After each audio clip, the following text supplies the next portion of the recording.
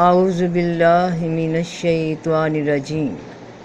بسم اللہ الرحمن الرحیم السلام علیکم ورحمۃ اللہ وبرکاتہ۔ جب سورج لپیٹ دیا جائے گا، سورج لپیٹ دیا جائے گا تو سورج علامت ہے دماغ کی، مائنڈ کی، ذہن کی، دماغ، ذہانت، عقل، فکری صلاحیتیں، ذہنی صلاحیت، دماغ کی طاقت، عقل، استدلال کی طاقتیں،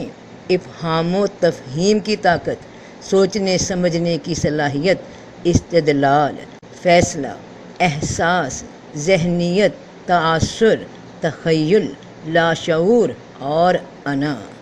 تو جب سورج لپیٹ دیا جائے گا، یعنی جب یہ دماغ حقیقت کے سامنے اپنی تمام تر طاقتیں کھو دے گا، یعنی جس دن یہ زمین دوسری زمین سے بدل دی جائے گی اور آسمان بدل دیے جائیں گے اور سب کے سب اللہ واحد قہار کے سامنے بے نقاب حاضر ہو جائیں گے، یعنی جس دن اس زمین، اس جسم کی جگہ ایک دوسری زمین، ایک دوسرا جسم آ جائے گا اور آسمان بھی، یعنی انفرادی شعور بھی ایک اور نظام خیال میں تبدیل ہو جائے گا۔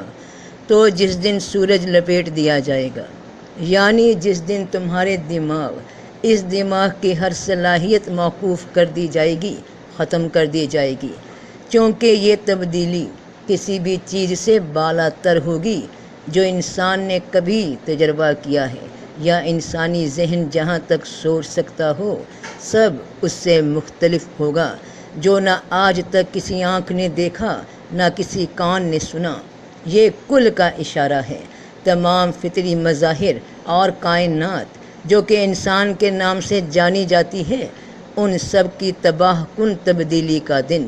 کہ قرآن کی تشہیر میں دنیا کا خاتمہ فنا کا اشارہ نہیں کرتا، بلکہ یہ اشارہ ہے کہ جسمانی کائنات کسی ایسی شکل میں تبدیل ہو جائے گی جس کا تصور بھی انسان نہیں کر سکتا، اور جس کا تصور بھی نہ کر سکے اور وہ سامنے آ جائے تو دماغ الٹ جاتے ہیں، ہوش و حواس جاتے رہتے ہیں۔ تو جس دن سورج لپیٹ دیا جائے گا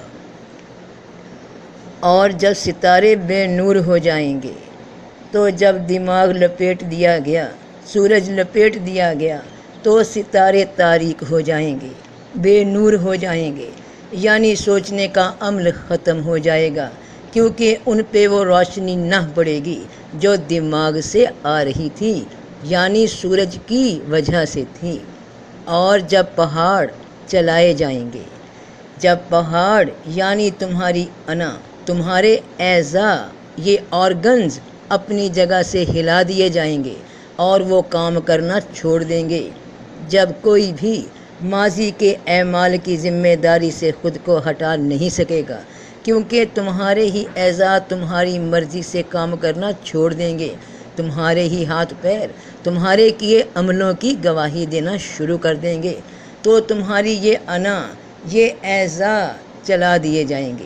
اپنی اس کیفیت سے تبدیل کر دیے جائیں گے جس میں کہ اب ہم موجود ہیں، اور ہمیں اللہ کی جانب سے ان پر قدرت دی گئی ہے کہ انہیں نیک یا بد کاموں میں لگا سکتے ہیں۔ اور جب 10 مہینے کی حاملہ اونٹنیوں کو نظر انداز کر دیا جائے گا، اونٹ علامت ہیں دولت اور حیثیت کی چیزوں کی۔ دنیا میں انسان جن چیزوں کو شان و شوکت، دولت، جائیداد، نام، شہرت سمجھتا ہے، تو جب اونٹ دولت اور حیثیت کی چیزوں کو، وہ سب چیزیں اس دن، اس وقت انسان کی نظر میں کوئی اہمیت نہ رکھیں گی، نظر انداز کر دیا جائے گا اور دنیاوی اقدار کو انسان ترک کر دے گا۔ یہاں یہ مثال اس لیے بھی دی گئی کیونکہ عرب معاشرے میں سرداروں کی سرداری، ان کا جاہ و جلال اس بات سے بھی مانا جاتا تھا کہ جس کے پاس لاؤ لشکر گھوڑے اور ان سب میں سب سے زیادہ اہمیت، حیثیت کے حامل وہ جن کے پاس اونٹوں کی تعداد زیادہ ہوتی اور جب کوئی مادہ اونٹ حاملہ ہوتی تو اس کی بڑی کیئر کی جاتی، بڑا خیال رکھا جاتا، اسے دنیاوی اقدار میں اور زیادہ ترقی ملنا سمجھا جاتا کہ یہ اونٹ، یہ دولت، طاقت، اقدار کی یہ طاقتیں جسے تم سب کچھ سمجھتے ہو، اس دولت کو بچانے کے لیے، اسے جمع کرنے کے لیے جو کچھ کرتے ہو، اس دن تمہیں ان کی کوئی اہمیت نظر نہ آئے گی۔ اور ویسے بھی حقیقت میں دنیا کی دولت، اس کے جاہ و جلال کی تمہارے عمل کے سامنے کوئی حیثیت ہے ہی نہیں۔ بے شک جو لوگ کافر ہوئے اور کفر کی حالت میں مر گئے تو کسی ایسے سے زمین بھر کا سونا بھی قبول نہیں کیا جائے گا، اگرچہ وہ اس قدر سونا بدلے میں دے۔ ان لوگوں کے لیے دردناک عذاب ہے اور ان کا کوئی مددگار نہیں ہوگا۔ تو جب انسان کو نظر آ جائے گا کہ اس دولت کی کوئی اہمیت نہیں جو انہیں نجات دلوا دے، تو وہ اونٹ، وہ دولت کے نشان سب نظر انداز کر دیے جائیں گے۔ اور جب وحشی جانور جمع ہو جائیں گے، یعنی انسان کے حیوانی حواس اپنی طاقت کھو دیں گے، وہ حواس جو انسان کو دیے گئے کہ دیکھو، سنو، سونگھو، چکھو، چھو، مگر تم نے اگر اچھائی کی جگہ برائی سے دیکھنا سننا شروع کر دیا، برائی کو اچھا محسوس کیا، ظلم کرنے کو فتح سمجھا، تو تمہارے حواس انسانی سطح سے گر کر حیوانی سطح پر آ گئے۔ تو جب یہ وحشی حواس جمع کیے جائیں گے تو اپنی وہ طاقت کھو دیں گے۔ اور جب سمندر جوش دیے جائیں،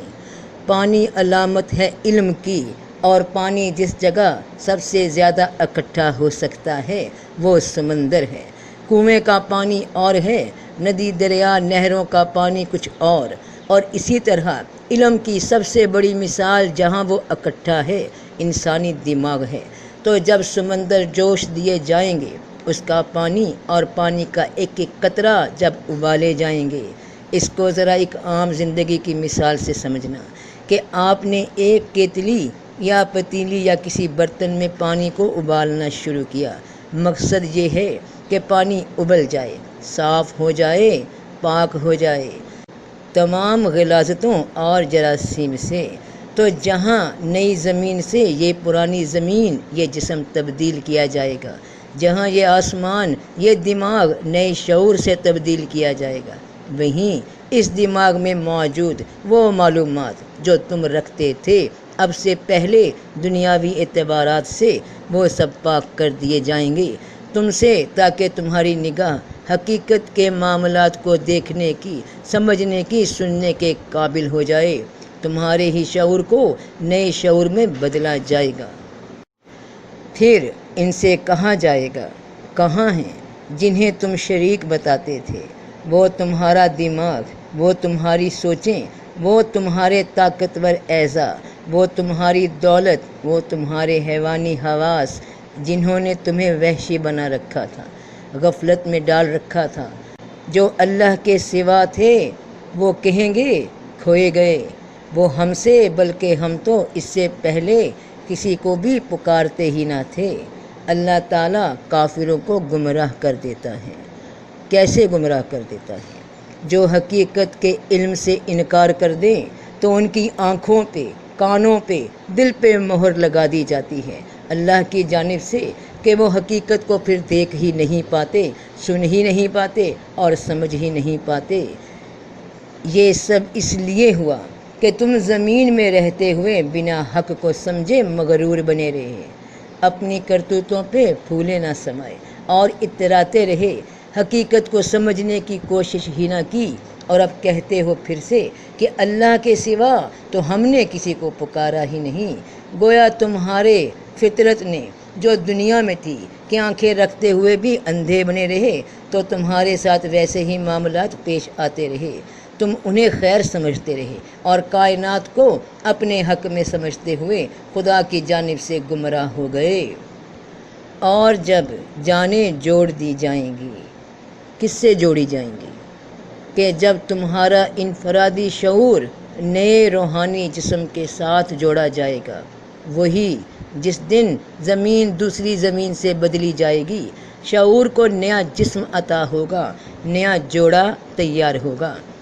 اور جب زندہ گاڑی ہوئی بچی سے پوچھا جائے گا کہ وہ کس گناہ میں قتل کی گئی، اور جب اعمال نامے پھیلا دیے جائیں گے،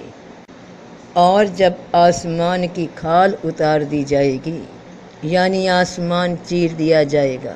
دماغ ذہنی استدلال سے محروم ہو جائے گا، اور جب دوزخ بھڑکا دی جائے گی تو اعمال نامے سامنے آ گئے۔ جس طرح علم کو جمع رکھنے کے لیے رب پاک نے انسان کا دماغ تیار کیا، جس طرح پانی کو جمع رکھنے کے لیے رب پاک نے سمندر تیار کیا، اسی طرح انسان کے برے عمل جہنم میں جمع ہو رہے ہیں، اور جب جہنم بھڑکائی جائے گی، یعنی انسان کے جمع شدہ اعمال آگ کی شکل اختیار کر لیں گے، اور دوسری جانب اور جب جنت قریب لے آئی جائے گی، اس وقت ہر جان کو معلوم ہو جائے گا کہ وہ کیا لے کر آیا ہے، یعنی ہر روح کو، ہر انفرادی شعور کو جہنم اور جنت کو دیکھ کر معلوم ہو جائے گا کہ اس نے کس کے لیے تیاری کی تھی، حیاتیاتی جسم میں اس نے دنیاوی زندگی کے دوران کیا کیا عمل کیے تھے۔ بس میں قسم کھاتا ہوں پیچھے ہٹنے والے کی۔ یہ پیچھے ہٹنے والا خناس کیا ہے؟ کہتے ہیں کہ یہ وہ ستارے ہیں جو دن کی روشنی میں نظر نہیں آتے مگر رات کے وقت نظر آتے ہیں۔ بڑی عجیب بات ہے کہ ظاہر ہے ستارے تو آسمان میں رات کے وقت ہی نظر آتے ہیں، تو پھر اس ستارے کی حقیقت کیا ہے؟ خناس کا لفظ قرآن میں صرف 2 مقام پہ آیا ہے، ایک یہیں سورہ تکویر کی آیت 15 جو کہ ہم اس وقت پڑھ رہے ہیں، اور دوسرا سورۃ الناس آیت 4 میں، اس کے شر سے جو وسوسہ ڈال کر چھپ جاتا ہے۔ تو قسم کھاتا ہوں پیچھے ہٹنے والے کی، اور پناہ مانگتا ہوں اس کے شر سے جو وسوسہ ڈال کر پیچھے ہٹ جاتا ہے، چھپ جاتا ہے۔ تو خناس وہ ستارے جو دن کی روشنی میں نظر نہیں آتے، پیچھے ہٹ جاتے ہیں، مگر رات کے اندھیرے میں نظر آتے ہیں، سامنے آ جاتے ہیں۔ تو دن کی روشنی، سورج کی روشنی، نور کی روشنی، بصیرت، باطنی آنکھ، راہ حق، سورج دماغ، اور ستارہ خیال، سوچیں، وسوسے، تو پیچھے ہٹنے والے کے وسوسے جو رات میں نظر آتے ہیں، جو جہالت میں نظر آتے ہیں، جہالت میں سامنے آتے ہیں، اندھیرے میں سامنے آتے ہیں، وہ سوچیں جو منفی ہیں، اور اس وقت دماغ پہ وارد ہوتی ہیں جب دماغ جہالت کے اندھیرے میں ہو، مگر جب روشنی ہوتی ہے تو ایسی سوچیں چھپ جاتی ہیں، سامنے نہیں آتی، وسوسے دل اور دماغ میں نہیں آتے۔ یہ نفس امارہ کی بھی ایک حالت ہے۔ تو قسم کھاتا ہوں پیچھے ہٹنے والے کی اور الجوار الکنس کی،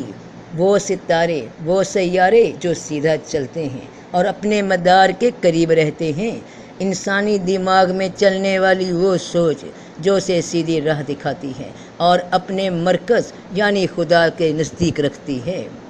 اور قسم ہے رات کی جب وہ جانے لگے، تو قسم ہے اس کیفیت کی جب انسان کے ذہن سے جہالت کا اندھیرا دور ہونے لگے، نفس ملامہ کے اثرات ظاہر ہونے لگیں، اور صبح کی جب وہ سانس لے کر آنے لگے،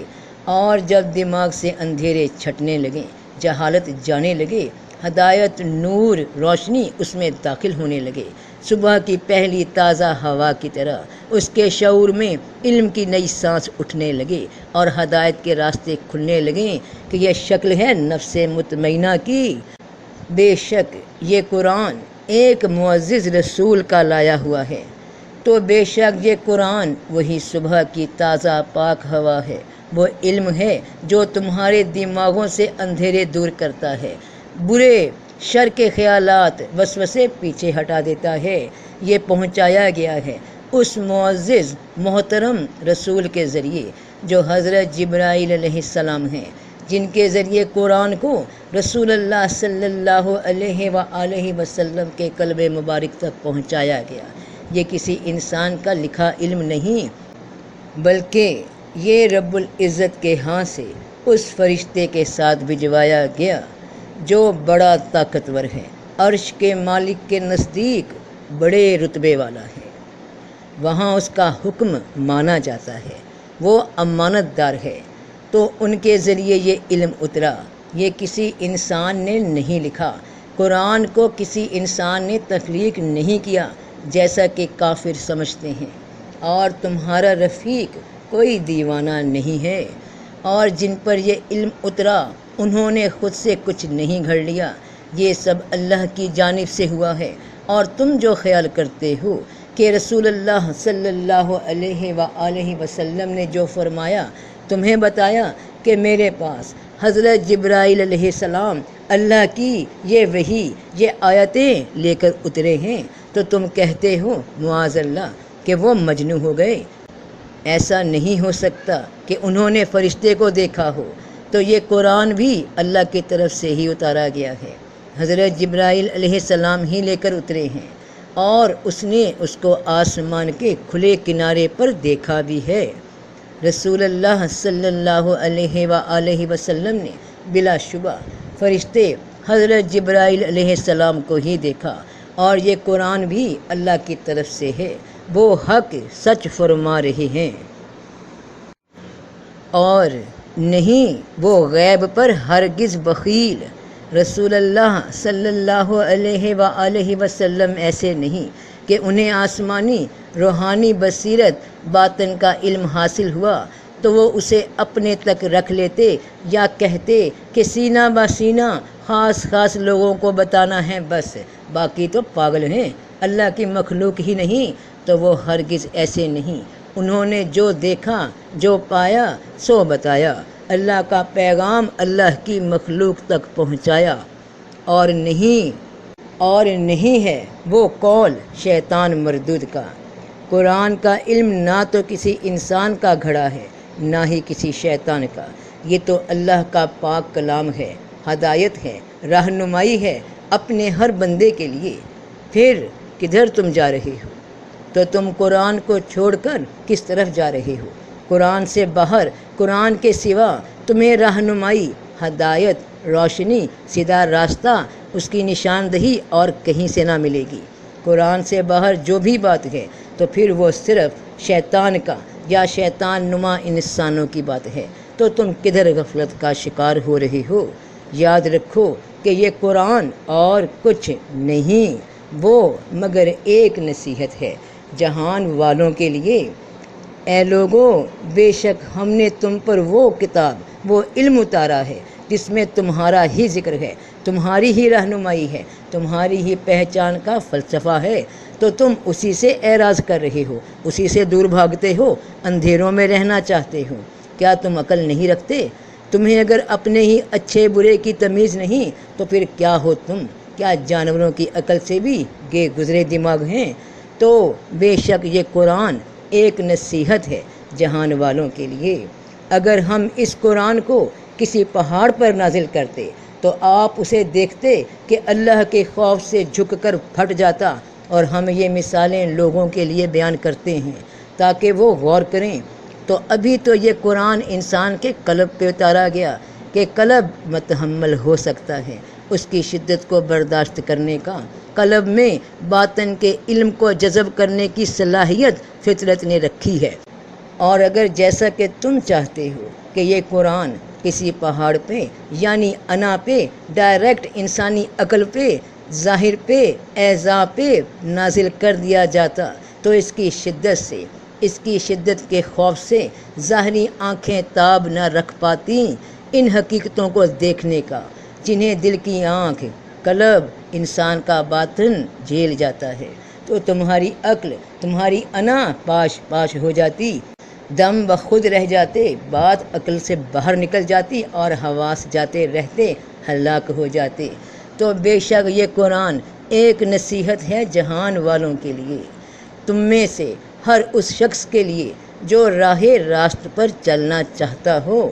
اور تم کچھ بھی نہیں چاہ سکتے مگر وہی جو خدائے رب العالمین چاہے۔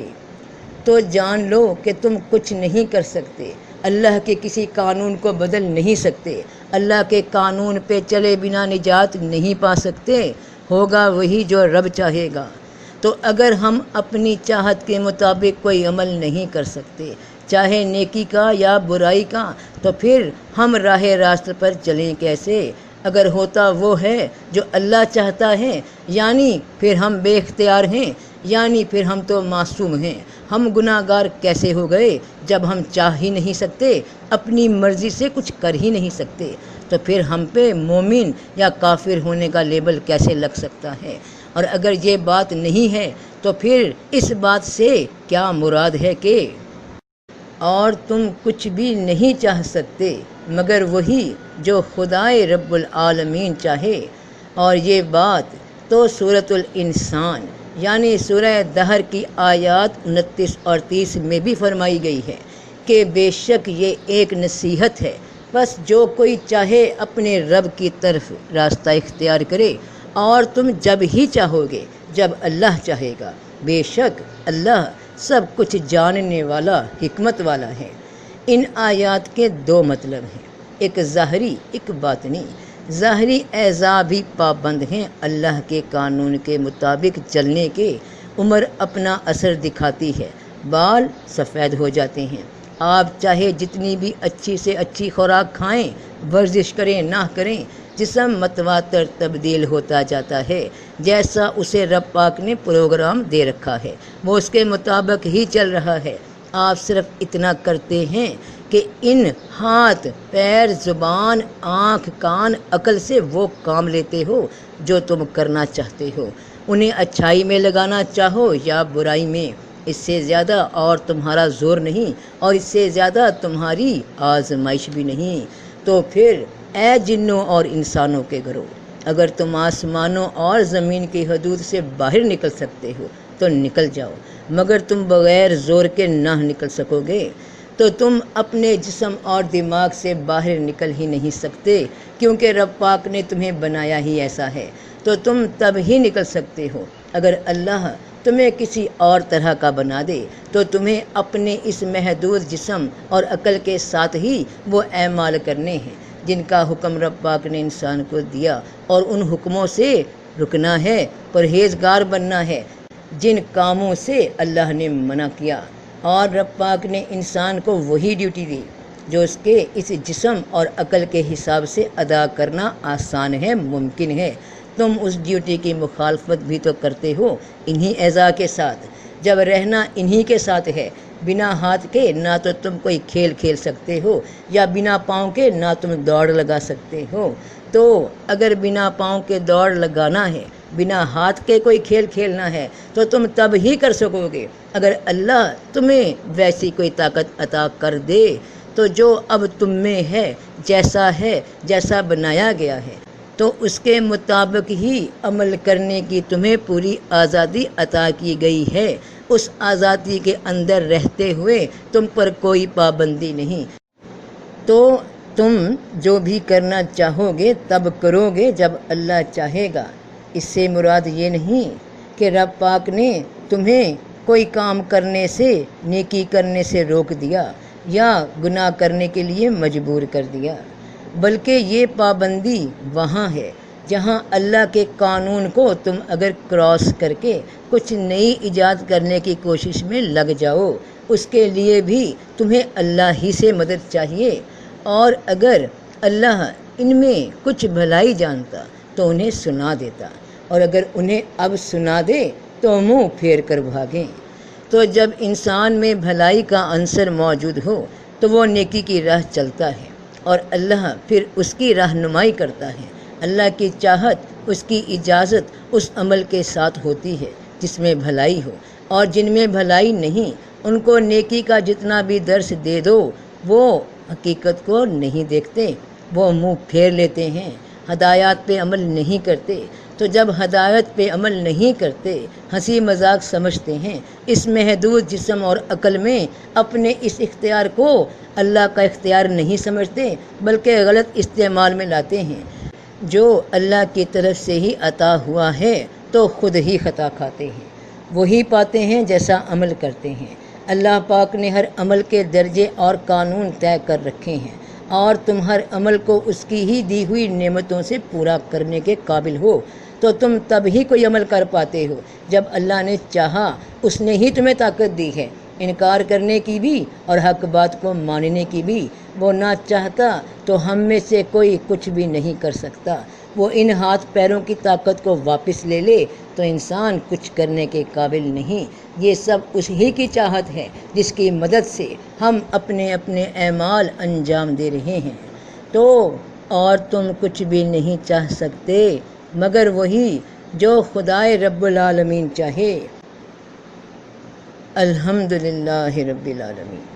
کہ جس نے چاہا کہ میں اس کے عظیم کلام کو اس کی دی ہوئی عقل کے ساتھ، اس کی دی ہوئی عطا کے ساتھ، اس کے کیے ہوئے فضل کے ساتھ بیان کر سکوں، تو میرے رب میں نے تیری مدد سے اپنی حد تک کوشش کی، تو نے ہی الفاظ عطا فرمائے، میں تیری شکر گزار ہوں، تیری ہی محتاج ہوں، تو ہی میرا مددگار ہے۔ آمین یا رب العالمین۔ تو سب کا بھلا، سب کی خیر، جیتے رہو بہن بھائیوں، بیٹے بیٹیوں، فی امان اللہ۔